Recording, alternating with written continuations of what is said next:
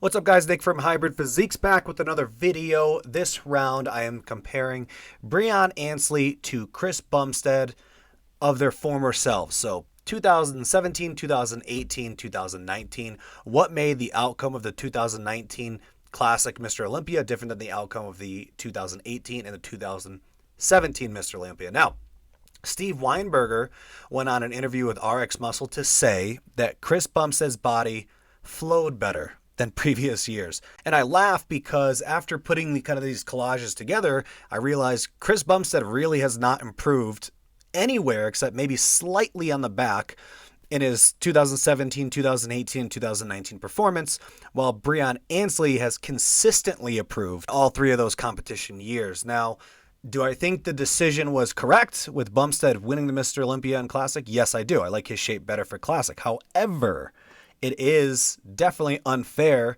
to just dethrone Breon Ansley when he has consistently improved, I'll say drastically improved, over those 3 years, while Bumstead has remained the same. So this is just kind of a slap in the face to Breon, basically saying, hey, we're going to go into a different direction. Is it a little messed up? Yes, maybe. At the same time, I do like the direction that Classic is going in. However, this is just an addition to Steve Weinberger trying to justify why Chris Bumstead won this year when, for me, it's kind of comical because he hasn't changed in 3 years. So let's go ahead and look at Bumstead's progression from 17, 18, 19 from the front. And if we compare, let's compare 17 to 19. He was a little off in 18. He did have an issue with fluid retention. I know he was really sick, so his conditioning is not the greatest in 18. So let's look at 17 and let's look at 19. Let's start with the quads. And for me, if you actually cover up the upper portion of his quad, his legs are identical. There is no difference from 17 to 19 as far as his legs and improvements on the legs. No change at all. If you look at the upper body, in 17, he's twisting his body a little bit. He has more of a hip action in 17, which throws off the image a little bit. So upstairs again, as far as biceps, as far as lats, maybe a tiny bit on lats, but as far as arms, chest, everything looks identical. There's not really an improvement. And again, when you take 18 into consideration, there's no improvement there either. When we have Bumstead turn around to the back and compare these shots on 17, this is where I'm discussing a little bit more in the teres major, teres minor from 17 compared to 19. He did improve a little bit there.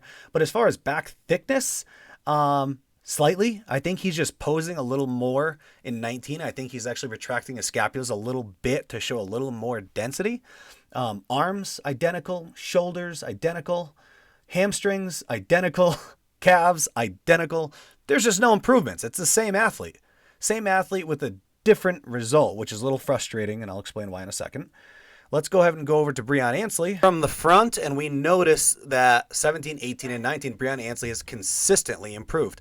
Take a look at the left quad, his right, when we're looking at it, his left, consistently improved. If you look at the striations, you look at the depth of the quad, right? You may read it as just better conditioning. However, for me, it is not only better conditioning, but it's increased muscle maturity, increased muscle size that allows for those deeper cuts. Now transition to his upper body, and you'll notice that his waist appears to be smaller in 19.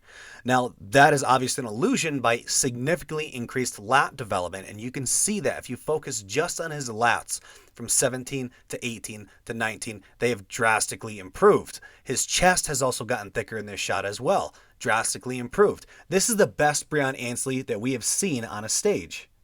Now let's go ahead and transition to his rear shots, 17, 18, 19. Hamstrings, yeah, they got a little thicker, not too much. Calves, identical, but the back is where we notice there's a significant increase in back density. And we do notice slightly better bicep peaks and tightness in 19. So he did increase his conditioning, but he also increased the density of his muscles. So when you're comparing these two image sets of Bumstead to Breon, it's a little confusing and it's a little frustrating, again, because you have someone like Steve Weinberger saying, oh no, you know what?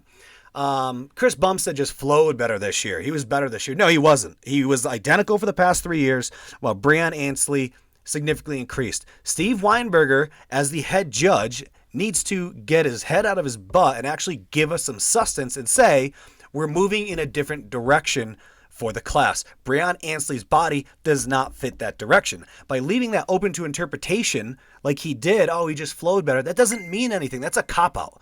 That's just not realistic in giving the competitors knowledge that they need moving forward. That is why it's so frustrating for me. Again, do I agree with the progression of where Classic is going? Absolutely. However, the judging panel in the IFBB need to be more straight up and honest in what they're looking for, besides saying, oh, he had a prettier physique. Well, he's had the same physique for 3 years. There's just a difference in the outcome, and you need to be upfront and forward about that by saying, this is what Classic Physique is.